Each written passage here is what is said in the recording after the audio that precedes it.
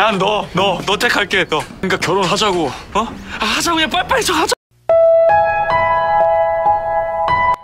Jungsop lalu datang menghibur Esun. Menurutnya, karena dirinya lah, Gemyong akhirnya bisa selamat. Beruntung di dalam kamar Gemyong, aliran udaranya berjalan dengan baik, jadi Gemyong tidak banyak menghirup bekas briket. Esun lalu bertanya, siapa Jungsop? Apakah Jungsop menantu pemilik kos? Belum selesai Jungsop mengenalkan dirinya, tiba-tiba Yongbom datang sambil menangis karena kekasihnya hampir saja kehilangan nyawanya. Mereka berdua bagaikan pasangan di mabuk asmara dan membuat keributan di dalam IGD. Dengan lantang Yongbom berkata jika ia akan memilih Gemyong dibandingkan ibunya. Ia akan mengurus Gemyong dan pindah ke apartemen ketimbang Gemyong berada di kosan lusuh. Esun sedikit tertawa karena putrinya menemukan pria yang mirip dengan suaminya, Gwansik. Dan di sana, Esun mendengar jika putrinya ternyata dihina oleh ibunya Yongbom, sehingga ia pun kesal dan berkata jika ia juga tidak menyukai Yongbom. 어디가 싫다는데요? 그게 아니고요, 언니. 나도 별로라고. Setelah Gemyong pulang dari rumah sakit, dirinya dan Jungsop semakin akrab. Jungsop bahkan melukis wajah Gemyong dan menyimpannya di tempat kerjanya. Jungsop selalu membantu Gemyong membawa buku-buku dari rumah ibunya ke tempat kos rumah Gemyong. Bahkan terkadang mereka saling bercanda satu sama lain. Suatu hari di malam Natal, mereka berdua melihat pohon Natal terbesar di Seoul. Alasan Gemyong memilih kosan di sini karena ia bisa melihat pohon Natal raksasa itu dari sini. Bukannya bersama Yongbom, ia malah melihatnya bersama Jungsop. Jungsop berucap, jika Gemyong seperti pohon Natal. Dimanapun pohon Natal berada, Gemyong akan selalu bersinar dan membuat hati yang melihatnya berdebar. Ia mengatakan hal ini bukan karena maksud apapun. Jungsop hanya ingin menyemangati Gemyong. 그냥 오늘이란 말해본 거예요. Singkat cerita, hubungan Yongbom dan Gemyong semakin serius. Yongbom bahkan mengadakan pertemuan kedua orang tua. Sayangnya, sudah lebih 1 jam Yongbom dan orang tuanya tidak kunjung datang, sehingga Gemyong agak khawatir. Esun berpesan kepada putrinya itu untuk tidak terlalu cerewet, cukup diam dan menunggu dengan tenang. Tidak lama kemudian, Yongbom dan orang tuanya datang. Gemyong terlihat sopan dan canggung pada hari itu. Bahkan Esun berkata tidak apa-apa kepada keluarga Yongbom yang sama sekali tidak meminta maaf. Terlihat dengan jelas, ibu Yongbom sama sekali tidak suka dengan keluarga kekasih putranya. Saat waktunya makan, lagi-lagi ibu Yongbom menyindir cara Gemyong mengambil sayuran. Saat itu Esun menyesal karena tidak mengajarkan hal yang baik untuk putrinya. Di sana, ibu Yongbom juga terlihat tidak antusias membicarakan pernikahan putranya. Menurutnya, mereka tidak terburu-buru untuk mengadakan pernikahan. Jika menikah pun, ia tidak mau diadakan di Pulau Jeju. Ia bahkan menyuruh Gemyong untuk berhenti bekerja saja dan fokus menjadi ibu rumah tangga. Padahal Gemyong masih ingin mengejar cita-citanya. Saat itu, Gemyong disuruh-suruh mengambil lauk. Padahal Gemyong sendiri masih belum menyentuh makanannya. Gwansik mencoba memberi Yongbom isyarat untuk membela Gemyong. Tapi Yongbom sama sekali tidak memahaminya dan membiarkan ibu serta ayahnya bertindak seenaknya kepada Gemyong. Esun kemudian mengambil alih tugas Gemyong dan menyuruh putrinya untuk duduk dan makan. Ia lalu berkata kepada ibunya Yongbom jika putrinya begitu berharga. Gemyong terlalu disayang sehingga ia tidak ingin mengajari putrinya itu pekerjaan rumah tangga. Saat Esun dan Gwansik pulang, orang tua Yongbom tidak mengantar mereka, seolah mereka tidak peduli apakah orang tua Gemyong sakit hati atau tidak. Saat taksi tiba, Gwansik berpesan kepada putrinya untuk tidak mengkhawatirkan apapun. Ia tahu putrinya itu hebat dalam segala hal. Di sana Gemyong melihat ibunya menangis.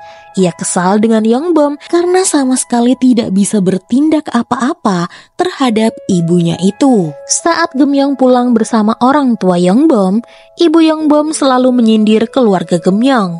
Gemyong dengan berani menegur calon ibu mertuanya itu jika dirinya adalah putri yang berharga di dalam keluarganya. Ia meminta tolong untuk tidak lagi berkata kasar kepadanya. 저한테 너무 막 하지 말아주세요.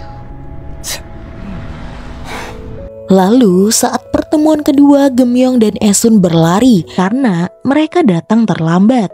Menurut Gemyong, ibu Yongbom tidak suka menunggu lama. Esun lantas kesal, lalu mengapa saat pertemuan kemarin keluarga Yongbom malah membuat mereka menunggu jika memang ia tidak suka mereka datang terlambat. Hari itu mereka akan memilih baju untuk kedua orang tua di hari pernikahan. Ibu Yongbom memilih baju berwarna hijau, sementara Esun memilih baju berwarna pink. Ibu Yongbom berucap jika pilihan Esun norak dan tidak cocok untuk pesta pernikahan. Esun merasa Ibu Yongbom selalu menolak pilihannya. Ia kemudian mengajak untuk bicara berdua. Esun bahkan memberikan uang mahar kepada orang tua Yongbom sebagai bentuk rasa hormat. Esun lalu bertanya, apa ada yang tidak Ibu Yongbom sukai dari putrinya? Ibu Yongbom hanya berkata jika ia ingin pernikahan ini batal. Ia tidak mau putranya menikah dengan Gemyong. Ia tahu Gemyong adalah anak yang pintar, tapi ia ingin putranya itu bisa menikah dengan keluarga yang setara dengan mereka. Yongbom adalah putranya yang paling berharga. Ia adalah mahakaryanya. Ia tidak mau putranya hanya mendapatkan gadis biasa seperti Gemyong yang dari keluarga miskin. Ia pasti punya trauma karena pernah tidak punya apapun. Esun lalu berucap, meski Yongbom orang berada, ia yakin trauma Yongbom jauh lebih besar karena ibunya itu terlalu banyak memberikan beban kepada Yongbom. Beban itu akan selalu tersimpan di dalam hati Yongbom. Esun kesal kenapa putrinya bisa-bisanya mendapatkan calon suami yang ibunya seperti itu, kejam dan juga kasar. Lagi pula, tidak ada yang bisa dibanggakan dari Yongbom. Belakangan ini, dirinya selalu mengalah saat ibu Yongbom meremehkan mereka. Itu karena dia tidak mau putrinya Gemyong dibenci oleh keluarga Yongbom. Gemyong lalu bertanya, apa tadi ibu Yongbom berkata sesuatu kepada ibunya? Namun di sana Esun hanya diam saja. 영범이 엄마가 뭐라 그랬어? 엄마 아빠 가슴 속에는 피 멍드는 거야.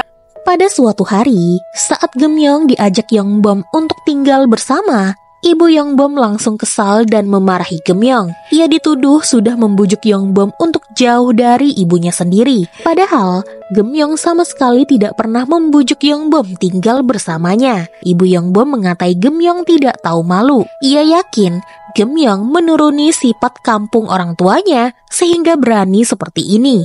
Padahal ia sudah bicara kepada ibu Gemyong, tapi mereka bersikeras untuk masuk ke dalam keluarga ini.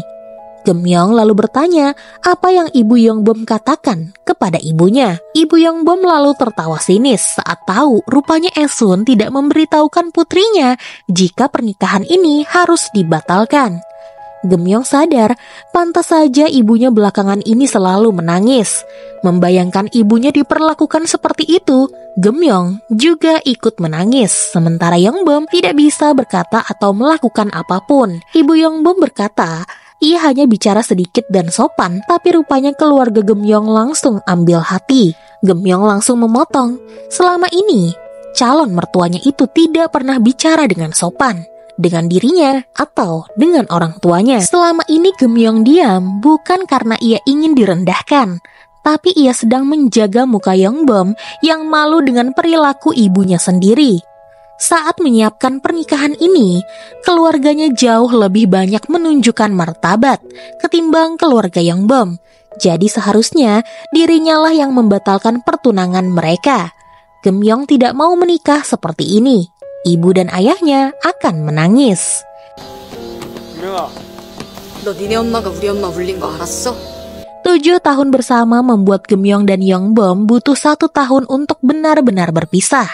Yongbom tidak bisa menerima kenyataan jika Gemyong enggan kembali bersamanya. Alasannya bukan karena ia tidak lagi mencintai Yongbom, tapi Gemyong mencintai dirinya sendiri. Ia tidak mau menderita di dalam keluarga Yongbom, sementara Yongbom tidak bisa berbuat apa-apa. Gemyong lalu memberikan semangat kepada Yongbom jika mereka berdua pasti bisa melupakan cinta ini, karena hidup pasti terus berlanjut. Gemyong bahkan meminta maaf karena tidak bisa melanjutkan hubungan ini lagi. Ia berterima kasih dan bersyukur pernah mencintai Yongbom dan yakin Yongbom pasti akan selalu mengenang dirinya. Mereka berdua berpelukan untuk yang terakhir kalinya. Di masa depan, kata-kata Esun terngiang di kepala ibu Yongbom. Ia sudah memberikan beban yang banyak kepada Yongbom untuk memenuhi ekspektasinya, sehingga Yongbom tidak pernah merasakan kebahagiaan lagi. Di masa depan, saat ibunya menikahkan Yongbom dengan wanita yang menurutnya pantas untuk Yongbom, hanya ibunya yang tersenyum di hari pernikahan.